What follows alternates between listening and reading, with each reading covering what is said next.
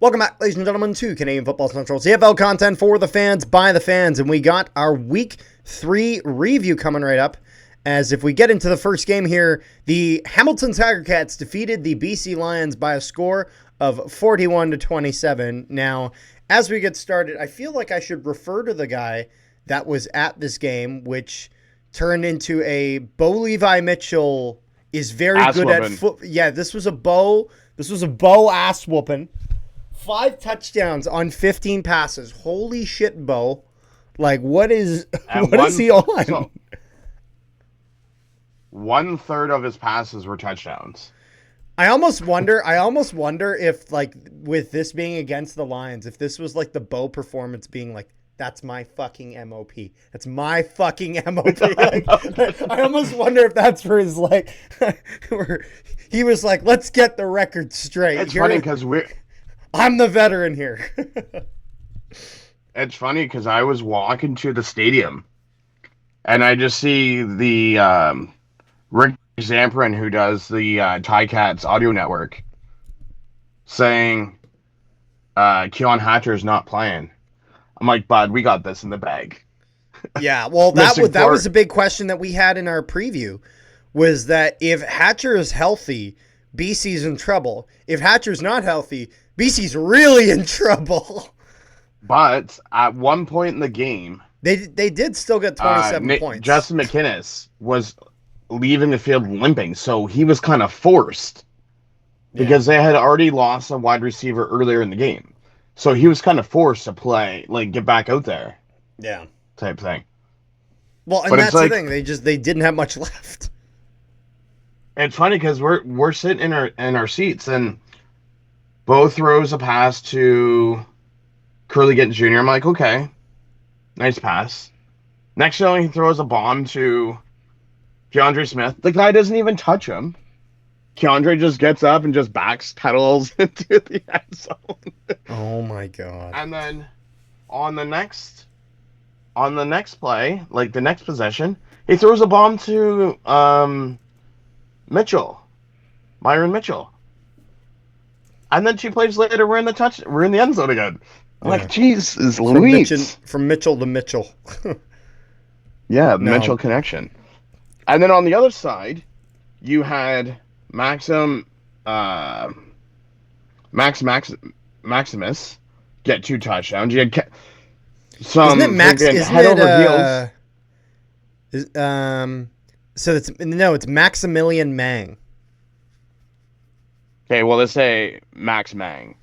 But the Kenny Lawler touchdown, or not the touchdown, but the catch is more fun. What?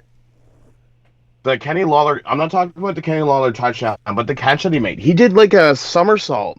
He got tackled by the guy and just did like a somersault over the guy and landed and still caught the ball. Rick, you are describing Kenny Lawler. Nothing surprises me anymore. You know what's going to make me nervous, though? Is when Shamar Bridges comes back. Why is that going to make you nervous? You're going to get nervous when a guy gets healthy?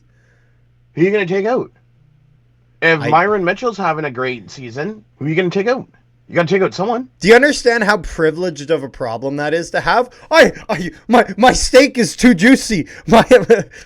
No, but you know what I mean, though. My lobster is too buttery. Like, fuck off. So too many good things. What could I possibly choose?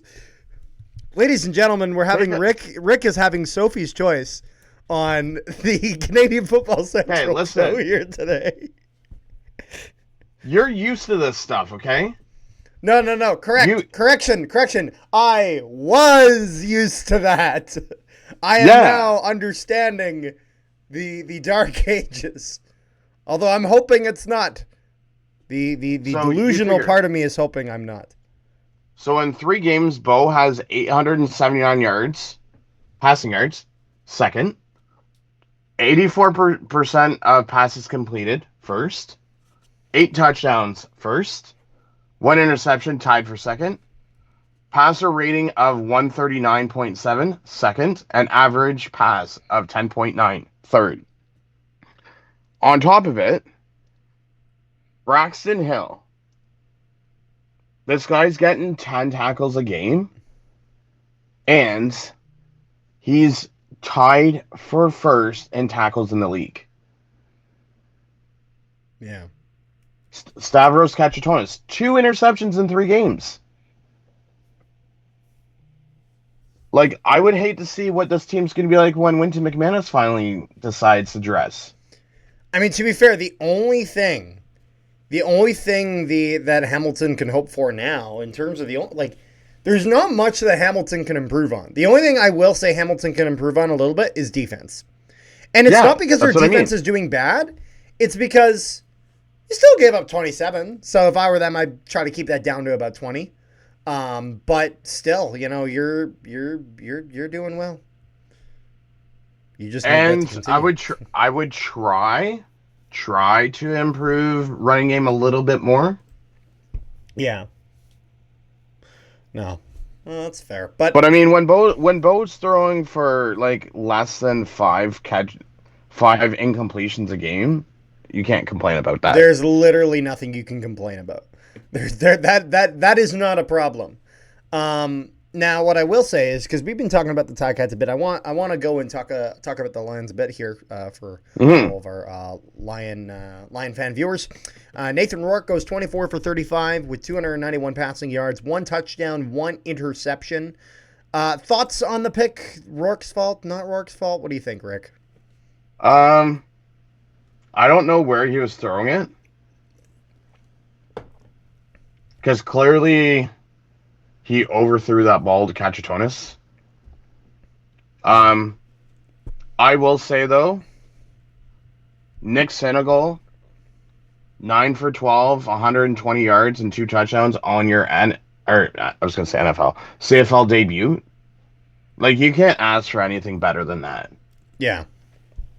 Especially This is the one thing that can be a weird positive about players getting hurt. Because, and I want to say here, like, there's nothing positive about someone getting hurt. I want to clear that up. But what I meant by that is that sometimes when players get hurt, it means guys that may not have gotten an opportunity are going to get an opportunity. For example, the reason Trey Vavel is a starting returner for Winnipeg is because of injuries that had happened in training camp. Because it was, what's his name, who had gotten hurt? We had him over from Calgary. Why am I blanking on his name, Rick? He was supposed to be Peyton Logan. Oh, yeah. And so Peyton Logan had come into Winnipeg, and that was kind of the expectation that Logan was probably going to have that spot. But he goes down, Vavel gets his chance, and here we are. A guy like Ontario Wilson, he was someone that was kind of deeper in the receiver core for a little bit. And then the Bombers dealt with a bit of injuries. Guys like Schoen struggled to stay healthy. Guys like Lawler had gotten roughed up. And so naturally some other guys had gotten opportunities. And eventually from that, Ontario Wilson is kind of born, you know? And so this is something where the best thing for the Lions here is that they can look at a guy like Senecal and be like, okay, this is a guy we can go to. We can make something work here. And maybe he gets a little bit more attention than he used to. So, congratulations to him on that regard. 9 receptions on 12 targets, 120 receiving yards for 2 touchdowns. Just a great game overall for him. James Butler still couldn't quite get the running game going the way he hoped. 62 rushing yards on 15 carries, an average of 4.1. So not where you want to be. You want to be that 5.0 or above. He does get an 11-yard run in there. Does decent. Chase Bryce gets a bit of a minimal role. Goes 6 for 7 on his completions. I know all the kids are going to be going crazy about that because I said it. And then 87 passing yards for 1 touchdown, an average of 12.4 yards per throw. So did decent there with a 27-yard throw for James Bryce.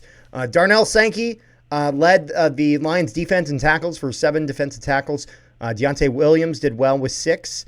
And then it kind of drops off a bit there, but there were a few tackles for loss as Levi Bell, as well as Sion Tuhema, which I believe he was released. Is that not correct? Defensive lineman? Number for 0? BC, yeah, he was released earlier today. He was released earlier today, but he got a tackle for loss in this last game. And then Casey Sales would also get a tackle for loss. And then a couple special teams tackles down there. 2 tackles for Carl Meyer, the punter. So what are you doing? If your punter's having to make the tackle, then you're not doing enough. Sean White goes 4 for 4, which is nothing new. And yeah, so overall, Lions were able to put up 27 points, but it was that defense again that struggled, as Winnipeg's defense struggled against Hamilton the week prior. I'm just going to mention something just because I just seen it on social media. If things couldn't get worse for BC, they have. Oh, yeah? Justin McInnes was not at practice today practicing. Well, you know what that means, Rick? Do you know what that means? Calgary gets a win. No. Do you know what that means? What's that? That means you guys are going to really need to tune into our BC Calgary game coming up. Come on, Rick. That's right. We need the shameless plug. Come on, we need the shameless plug. Anyways, but I think that's pretty much all I got. Overall, very good game for the Ticats, and they captured themselves a really good win after a very good week in Winnipeg the week prior. So, Ticats doing well. So, thank you guys so much for tuning in. Make sure you guys leave a like, share around. What was that, sorry? And I said we continue to dominate. Yeah. Oh, one last thing I want to say. It was announced on Saturday, Sean Millington was the second person to be announced to this year's CFL Hall of Fame. Nice. Good stuff there. And he was a running back for the BC Lions. Yeah, so congratulations to him. But thank you guys so much. From 91 to 2002. Now you can finish. I'm like, fuck, Rick. I can't even be mad though, because congratulations to those in the Hall of Fame. Seriously. But anyways, thank you guys so much for tuning in, and we'll see you guys next time.